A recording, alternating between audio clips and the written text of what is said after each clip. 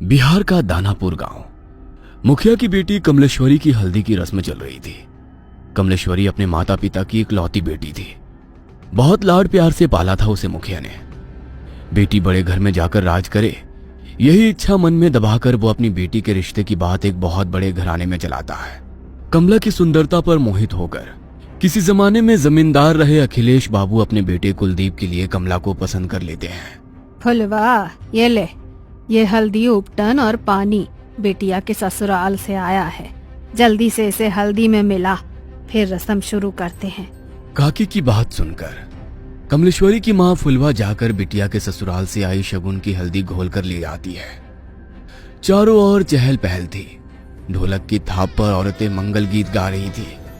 जैसे ही हल्दी की रस्म शुरू होती है, कमलेश्वरी जोर जोर से चीखने लगती है। ये क्या लगा दिया मेरे पूरे बदन में? ऐसा लग रहा है जैसे किसी ने खाल खींच ली हो। बहुत दर्द हो रहा है माँ। कमलेश्वरी के जोर जोर से चिल्लाने पर उसको हल्दी लगा रही औरतें उसे ले जाकर पानी से उसका सारा शरीर धोने लगती हैं। हाय राम, ये क्या हो गया मेरी बिटिया को? ऐसा लगता है जैसे किसी ने कांच पीसकर हल्दी में मिला दिया हो, लेकिन कौन करेगा ऐसा काम? कमलेश्वरी के बदन पर जहां जहां हल्दी रगड़ी गई थी, वहां पर लाल धब्बे हो गए थे। दर्द से दुल्हन बुरी तरह छटपटा रही थी और उसकी माँ और बड़ी माँ उसके घावों पर मलहम लगा रही थी।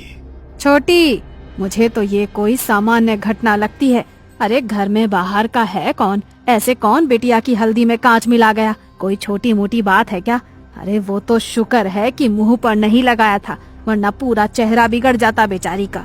मेरा तो दिमाग ही काम नहीं कर रहा है जीजी। कौन हमारी कमला से जलेगा? इसने क्या बिगाड़ा है किसी का? शादी ब्याह का माहौल था।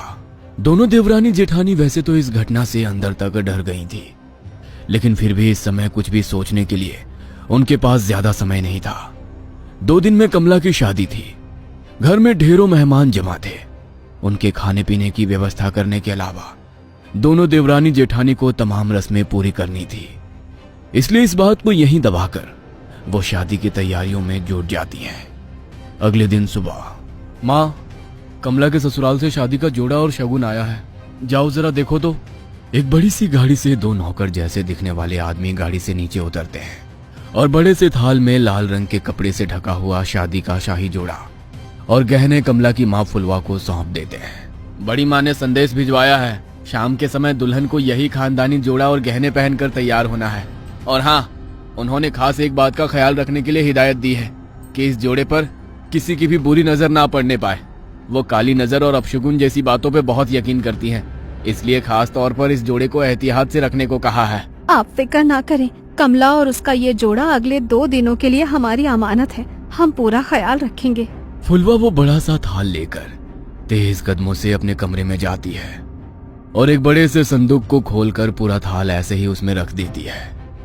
पूरा दिन शादी का भाग दौड़ में बिताने के कारण फुलवा को याद ही नहीं था कि उसने कमला को उसके ससुराल से आया जोड़ा दिखाया ही नहीं है। अगले दिन दोपहर 4 बजे, फुलवा, अरे कमला को तैयार करने का समय हो गया है। इसके ससुराल से जोड़ा आया था ना, कहाँ रखवाई हो? जाओ ले आओ। चूड़ी पहनाकर हम शगुन कर देते हैं, उसके बाद इसकी सहेलियां मिलकर उसको सजा देंगी।